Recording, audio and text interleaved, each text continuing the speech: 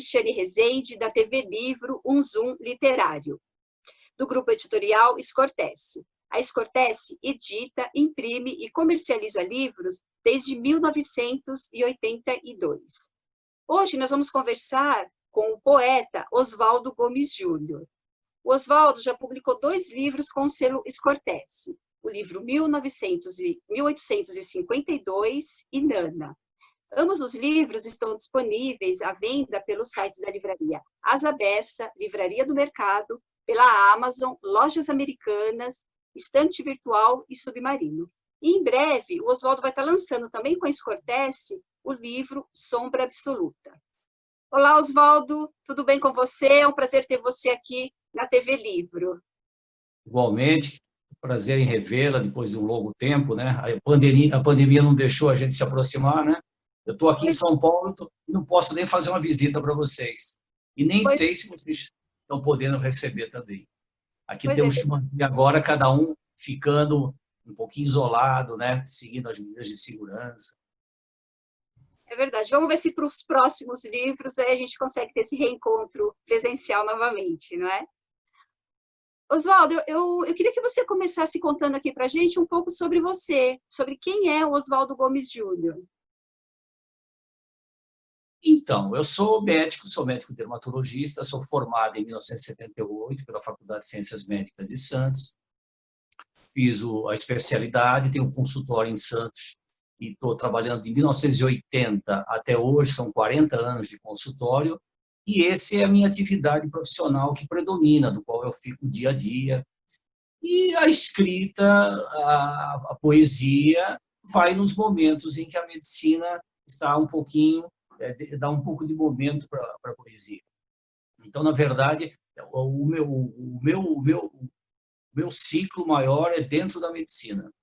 As poesias eu comecei lá atrás, em 1969, tanto é que esse primeiro livro, 1852, eles contêm as poesias de 1969 até 1972, que era o tempo que eu tinha 17, 18, 19 anos, e a gente, querendo já se preparar para a faculdade de medicina, começava a ir nas livrarias, comprar os livros de química, física, biologia, e aí começava a comprar também livros de literatura em si, porque eu tinha que fazer as provas em português. E o primeiro livro que eu comprei, nunca me esqueço, isso foi 150 mais célebres sonetos da língua portuguesa. Esse livro foi muito importante para mim, porque foi baseado nesse livro que li inúmeras vezes, tenho até comigo até hoje esse livro. Foi daí que eu comecei a pegar mais ou menos os mesmos sonetos. Embora eu tenha ficado muito no romantismo, o soneto, na verdade, é excelência do parnasianismo. Então, aquela construção do soneto foi uma coisa que eu sempre gostei de fazer. E uma coisa que eu tinha nessa fase dos 150 mais célebres sonetos da língua portuguesa, eu pensava assim, puxa, será que um dia eu vou conseguir colocar em banco de reserva aí um desses sonetinhos meus aqui, quem sabe? Comecei a escrever soneto, aí depois comecei a ler Álvares de Azevedo, Casimiro de Abreu, comecei a pegar o estilo da escola romântica, e aí consegui construir alguns poemas, e todo esse livro é como se fosse o romantismo revisitado. Logicamente, guardadas as proporções, porque Álvares de Azevedo é Álvares de Azevedo. Ele viveu 20 anos e construiu uma segunda geração romântica. Não vou dizer que ele é a segunda geração romântica nas costas, mas mais ou menos. Então, é uma figura muito importante da literatura, e por isso, esse título, 1852, ele se refere ao ano da morte de Álvares de Azevedo, que, por uma certa coincidência, 100 anos depois nasci eu. Então, é por isso que eu coloquei esse título, 1852, e eu procuro colocar, tem poesias que lembram muito do romantismo, que era usado muito no romantismo. Se bem que o soneto, embora muitos dos autores escrevessem sonetos, o romantismo não adotava muito soneto. O Álvares de Azevedo fez vários sonetos, um deles, inclusive, é muito famoso, tem outros sonetistas também no romantismo brasileiro, mas o soneto, ele na verdade, foi valorizado até mais na escola que sucedeu, que foi o parnasianismo, o Raimundo Correia, Alberto Oliveira, e assim. Ok. Então, Então, esse é o 1852. Agora, esse... tem o outro, esse 1852, que está na livraria Zabessa e os outras livrarias. Mas esse aí foi o primeiro lançado. O segundo foi Nana. O segundo foi Isso. Nana. Então, Então, nós temos aqui o Nana, né? Esse segundo Nana, livro. então, eu entrei na faculdade em 73. Esse livro, me lembro bem, até coloquei, deve ser 75 a 78, 76 a 78, uma coisa mais ou menos assim. É de Foi, 1973 a 1977, não é? você vê que depois que a gente chega a uma certa idade, a memória começa a ficar mais difícil. Então, eu escrevi isso aí, já não lembro mais, mas eu acho que é isso. 76, 78 foi o período que eu a conheci e que estou casado com ela até hoje. Hoje já é uma senhora, né? Hoje uma senhora de 68 anos que nem eu, e nessa época tinha 23, 24. Então, essas poesias tinham razão de ser. Aí deve ter umas 60 e poucos, todas são dela. Enquanto que do 1852 foi distribuído para outras musas, outras mulheres da época, dos seus 17, 18, 19 anos. Todas estão vivas, mas cada um construindo, cada um a sua família. Isso Olha, é uma outra história. que bacana, que São bacana. os dois livros. E o terceiro, Sombra Absoluta, é também um pouquinho, é mais ou menos, talvez fosse até o segundo. Eu acho que ele se encaixa entre o 852 e o Nana. Eu acho que foram poesias que eu fiz no meio delas, 75, acho que 74, mais ou menos assim. E eles têm todas uma influência. A primeira, o 1852, foi muito de Álvares de Azevedo e o romantismo. O Nana foi muito de Ledo Ivo e Pablo Neruda, guardadas as proporções, pelo amor de Deus. E o terceiro, Sombra Absoluta, foi muito de Cecília Meirelles, particularmente em Solon, que ela lançou em 63. Okay. Então, eles foram poetas, né? Porque para escrever poesia, você não pode ler só poesia. Eu, por exemplo, eu li toda a literatura russa, eu li Gorky, todo de Gorky, eu li tudo de Dostoiévski, Tolstói, inclusive Guerra e Paz, de 1.200 páginas, li também. Todos os contos, um dos maiores contistas de todos os tempos, foi Chekhov, também li, Turgenev, Korolenko, Pushkin, Gogol, todos grandes autores russos. E também, mais adiante, Proust e muitos outros. Então, essa literatura também eu precisei para compor toda essa coisa toda. Todos esses livros. Deve ser livro, né? Escritores que te influenciaram, né? Esses são os escritores que, de uma certa forma, te influenciaram.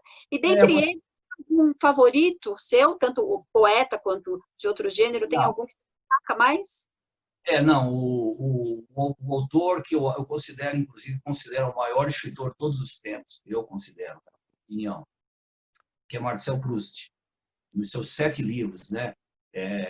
Caminho de Swan, A Sombra das Raparigas em Flor, Caminho de Guermann, Sodoma e Gomorra, A Prisioneira, A Fugitiva e O Tempo Redescoberto. São 7 livros, dá quase 2.000 e tantas páginas. Esses 7 livros eu já li todos.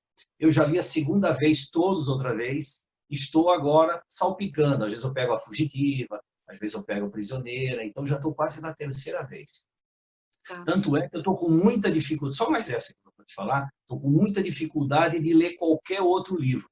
De tanto que esses livros e o estilo desse escritor, ele às vezes são períodos longos, tem inclusive um período de página inteira em A Prisioneira.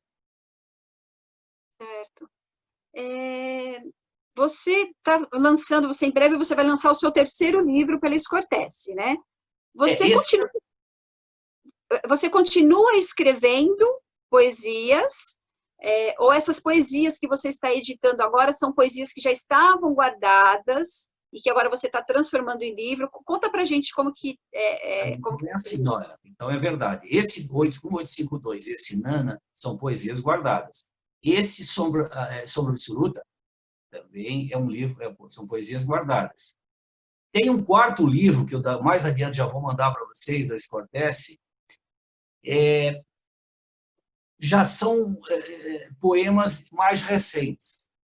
Inclusive, eu nem sei se vai ter condições de... Eu tenho muito acróstico, sabe? Acróstico, você coloca a primeira letra, né?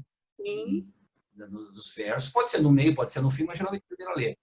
Porque na minha classe eu fiz uma vez para Marisa, que era uma amiga minha da classe, médica, são todas médicas. E aí gostaram, então eu fui intimado a fazer Maria, Ana, Iole, Beli, Denise, Elaine, e inclusive até colegas que me pediram, fiz também, além de outras poesias. Eu continuo escrevendo, mas na verdade é isso, eu tenho 40 anos de medicina, eu faço a dermatologia, então é uma coisa que a medicina está muito em mim. Então, eu continuo escrevendo, mas leio muito mais do que escrevo atualmente.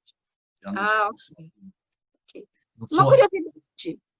Eu não vou dizer que sou um escritor aposentado, porque o escritor nunca é um escritor aposentado, mas, olha, a medicina toma muito mais espaço do que toma a literatura. Agora, o livro, eu todo dia, né? Não tem um dia que eu não li, que eu não leio. Inclusive, à noite, isso é uma coisa muito minha, e posso falar essas coisas assim, né? Pode, pode. Então, deixa eu te falar, uma coisa que eu uso muito, por exemplo, Marcel Proust, eu considero uma coisa, aqueles períodos longos, eu tenho até uma ideia de passar um colega neurologista, se ele fizer uma ressonância de um trabalho, os 12, 14 pacientes, e depois, mais ou menos, passado um tempo, oferecer a esses pacientes umas 6 páginas de Proust e fizer uma nova ressonância, não tenha dúvida que vai dar uma alteração de eletroencefalograma significativa em relação a sinapses, coisas assim. E eu até brinco, falo assim, quem lê Proust jamais terá Alzheimer. É uma coisa muito de dermatologista que não tem nada a ver, mas é uma coisa que eu considero. Agora, uma curiosidade minha, você está falando do Proust, né? Mas eu falei muito do Proust e pouco de poesia. É isso. Agora, então, vamos lá para a minha curiosidade. Você, como médico, já receitou para algum paciente seu leituras de poesias? Estilo, né? Leia 2 poesias ao acordar, mais 2 poesias antes de dormir? Olha, é assim, Cristiane, eu vou te falar. Eu fiz 16 anos de psicanálise, porque eu tenho uma história de infância que não é simples, não. Então, fiz, e esses 16 anos de psicanálise, mas foram 16 anos de psicanálise, usando 3 vezes por semana, com psicanalista mesmo, e isso realmente me fortaleceu muito interiormente, em relação a você ver as coisas, a ver as pessoas. Eu acho que até isso você viu nas vezes que eu estive aí, né? Então, eu uso muito dessa psicanálise no paciente, né? Não que eu faça psicanálise com ele, mas o jeito da pessoa abrir a porta já me dá uma noção de quem é. Uma coisa mais ou menos assim. Então, a poesia em si, por ficar 50 anos dentro da minha gaveta, olha, tirando a minha família, poucos são o que sabem. Todo o pessoal da faculdade, ninguém sabia de nada disso. E mas eu achei que essas poesias tinham a ver, vamos dizer assim. Então, por isso que eu procurei um jeito de editá-las. E consegui, através das Cortez, que me abriu as portas para isso. Fui muito bem recebido, né? Não conheço o editor, João Cortez, mas leio as coisinhas dele, ele escreve muito bem, pelo que eu vejo lá. E aí eu vi todas as vezes, fui aí, vi você, Paulo, o pessoal daí que me trataram muito bem, e foi aí que lancei, então, os livros, através de uma indicação, e realmente uma coisa que nunca me arrependi. Oswaldo, eu gostaria que você lesse para a gente uma poesia sua. Posso ler uma poesia de um livro e outra do outro? Pode. Há pouco tempo, não? Então vamos lá, peraí. Olha, esse aqui é do 1852, em que eu podia ler vários dos poemas românticos, mas não. Eu vou ler um que é em homenagem à minha mãe, chama No Hospital, que é um soneto, que seria assim. Se te imagino aí em paz, sentada, às 3 da tarde pelo pátio imerso, olhas ao longe com o olhar disperso na porta aberta ao sol iluminado. Diante de ti o espectro adverso, da mente débil, lânguida e cansada, o tempo passa, passa, e tu calada, voltas ao leito em sombra submerso. Flores, arbustos, gritos que eu ouvi, num só cenário, as faces tão vazias, fazem de ti um cântico sem brilho. E eu tão triste em sonhos vejo a ti, e rememoro aqueles doces dias que a mãe sonhava os sonhos do seu filho. Esse é Muito do... lindo. E esse agora é o Nana. Deixa eu achar um do Nana aqui. O Nana também tem muita poesia. Eu vou ler essa aqui. Fotografia. Foi como a paz serena do primeiro instante, foi como o vento arfando sobre um corpo ameno, foi como o dia abrindo no horizonte em calma, foi como o som surgido do momento etéreo. Tal como a alvorada anunciando um canto, tal como o sol nascendo na inquieta praia, como o silêncio ausente por um só ruído, como a esperança vinda de um desejo extremo. Foi como a boca inerme apresentando um riso, foi como a voz amiga articulando um nome, como a perfeita forma de um amor isento, foi como toda a vida fosse um só momento. Parabéns, Oswaldo. São lindas as poesias. Obrigada por você ter lido para a gente. Vamos fazer as considerações finais? Deixa uma mensagem para os seus leitores, ou para os seus possíveis leitores. Olha, é assim, eu acho que a poesia ela é a pérola da literatura. E o romantismo é a pérola da poesia. Então, a poesia é uma coisa que esteve no auge no século XIX, mesmo no século XX, no modernismo de Manuel Bandeira, de Cassiano Ricardo, de Cecília Meirelles, de Vinícius de Moraes. E acho que a poesia ela tem um mercado grande na sociedade em si, porque você vê que a poesia não é só a poesia desses livros que estão sendo escritos, não. A poesia está na música popular, não é à toa que o prêmio Nobel foi ao músico Bob Dylan. Então, na verdade, a poesia, se você pegar e se você fizer uma tradução das músicas do cancioneiro americano, e mesmo do brasileiro, do tempo da Bossa Nova, você vai ver que são letras lindíssimas. E a poesia vive nas pessoas. O eu e ela é uma coisa muito importante, né? Tudo é baseado nisso. É lógico que tem natureza, tem uma série de coisas, mas o eu e ela ainda é a condensação de tudo. O que eu acho apenas da poesia é que a poesia precisa se aproximar um pouco do leitor. A poesia está um pouco distante do leitor. Inclusive, o texto poético, eu considero que o leitor deve ser entendido por ele. A prosa vende, a poesia não vende. Como não vende? A poesia já vendeu muito. A poesia, na verdade, foi a grande estrela da literatura. E eu me lembro do Pasquim, de 1969, em que dizia o seguinte: a poesia é necessária? A que nível chegou a poesia?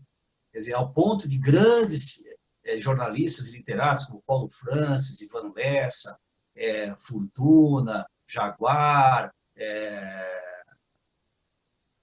inquirir que, na verdade, a poesia fosse uma coisa desnecessária. Isso não é verdade. Eu acho que os poetas em si, se me permite dizer isso, eles têm que se aproximar mais do leitor e deixar de escrever as poesias não tanto para si ou para a crítica, e muito mais para o leitor. O leitor vai comprar a poesia, mas ele precisa, não pode ser um texto belíssimo em que ele não entenda nada, ele não vai comprar. Você pegar a prosa, o que acontece com a prosa? A prosa você tem ali, pode ser de qualidade ou não, você termina, você está entendendo o que ele está escrevendo ali. Você pode não gostar, aquilo achar uma chatice, você está entendendo. Agora, há poesias, não são todos, tem grandes poetas extraordinários, e mesmo contemporâneos, mas há poesias que a crítica, inclusive, envaidece tudo, mas você não entende, o leitor não entende, ele não pode comprar aquilo, ele não vai comprar, ele não entende. E tem uma coisa bem diferente, a prosa, você lê uma vez só, dificilmente você volta a ler esse mesmo livro. Dificilmente. Eu dei o exemplo do Proust, mas não é o comum. A poesia, não. Você pode, inclusive, ler a quarta poesia, a nona, a 20ª, e botar na estante, depois trazer de volta, e ler o livro todo, e ler mais 2 vezes, 3 vezes, 4 vezes. Um dia que você está triste, você vai lá ler outra vez, né? Tá certo. E a prosa isso não ocorre. Então, não há razão para a poesia estar, vamos dizer assim, na situação que está. Eu acho que a poesia merece o lugar que ela sempre teve. Tá certo, eu concordo com você. Então, nós vamos deixar aqui, Oswaldo, um convite para as pessoas que estão nos assistindo para entrar no site das livrarias. Vou repetir o nome das livrarias: é a Livraria As Abessa, a Livraria do Mercado, a Amazon, as lojas americanas, na Estante Virtual e no Submarino, e comprarem os seus livros, né? Uma maneira de conhecer o seu trabalho através das poesias que você escreve. Nós agradecemos a sua presença. Ótimo. Pela entrevista. E eu fico aqui esperando o dia que eu vou poder visitá-los aí. Tá, okay. Agora acho que vai demorar um pouquinho, né? Acho que vai demorar um pouquinho ainda. Tá bom? Tá, ok, então. Muito obrigada. Conversar com vocês. Tudo de bom. Foi muito bom mesmo o nosso bate-papo. Obrigada. A TV Livro agradece. O Zoom Literário se despede. Uma boa tarde para todos. Fica com Deus. Tchau.